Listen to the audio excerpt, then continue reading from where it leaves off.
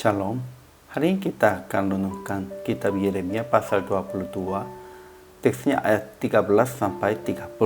Sudah dibagi dua paragraf. Paragraf yang pertama ayat 13 sampai 17. Celakalah dia yang membangun istananya berdasarkan ketidakadilan.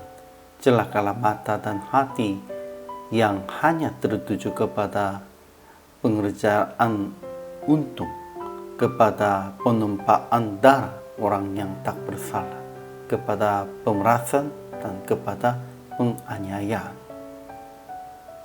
Paragraf yang kedua ayat 18 sampai 30. Tuhan akan menyerahkan Raja Yehuda ke dalam tangan orang-orang yang berusaha mencabut nyawanya, ke dalam tangan orang-orang Kasdim. Kesimpulan hari ini, yang membangun istana berdasarkan ketidakadilan itu berarti memaksakan umatnya untuk bangunan dan segala keperluannya. Mereka memperkerjakan sesamanya dengan cuma-cuma dan tidak memberikan upahnya untuk keuntungannya sendiri. Tuhan katakan kepada mereka, celakalah. Ia berkata tentang Raja Yosia, ayah Zedekia, bahwa dia melakukan keadilan dan kebenaran. Tetapi Yoyakim bin Yosia tidak berbuat keadilan dan kebenaran. Dia pasti akan dibuangkan Babel. Ajaran tentang Allahnya.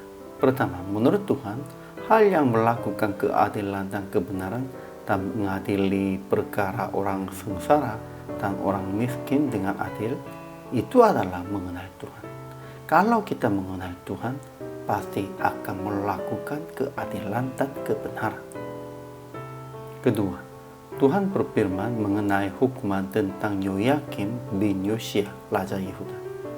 Ia akan menyerahkannya ke dalam tangan orang-orang yang berusaha mencabut nyawanya, ke dalam tangan orang-orang yang dia takuti, ke dalam tangan Nebukadnezar, dan ke dalam tangan orang-orang Kasdim. Ajaran tentang manusianya. Pertama, Raja Yoyakim membangun istananya berdasarkan ketidakadilan dan anjungnya berdasarkan kelaliman yang memperkerjakan sesamanya dengan cuma-cuma dan tidak memberikan upahnya kepadanya. Tuhan telah berbicara kepada Yoyakim, tetapi dia berkata, "Aku tidak mau mendengarkan." Itulah tingkah langkahnya dari sejak masa mudanya. Kedua, tetapi ayahnya Yosia tidak makan minum beroleh kenikmatannya. Dia melakukan keadilan dan kebenaran dan mengadili perkara orang sengsara dan orang miskin dengan adil. Itulah namanya mengenal Tuhan.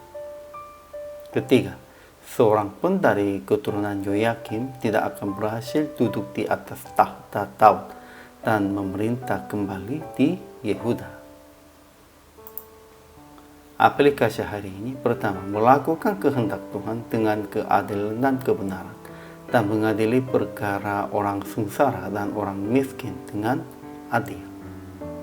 Kedua, bertobat dan memohon kepada Tuhan akan Yesus duduk di atas tahta di dalam hati Anda dan memerintah kehidupan Anda juga. Akhirnya praktik. Beginilah membayar upah dengan benar dan memelihara orang-orang di dalam kesusahan. Dan bertanya kepada Yesus yang duduk di atas tahta di dalam hati Anda supaya berbuat sesuai dengan kehendak Tuhan. Janganlah suka yang cuma-cumanya.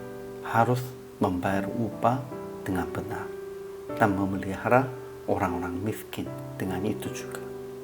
Dan harus bertanya kepada Tuhan dan harus menyembah Tuhan sebagai Raja. Kita hanya mengikuti pemerintahan Yesus Kristus, kita juga akan menjadi semua penduduk kerajaan Allah dan juga akan menguasainya sebagai Tuhan dan sebagai Raja. Itulah sesuai dengan kehendak Yesus Kristus. Hari ini juga selama melayani. Tuhan Yesus memberkati.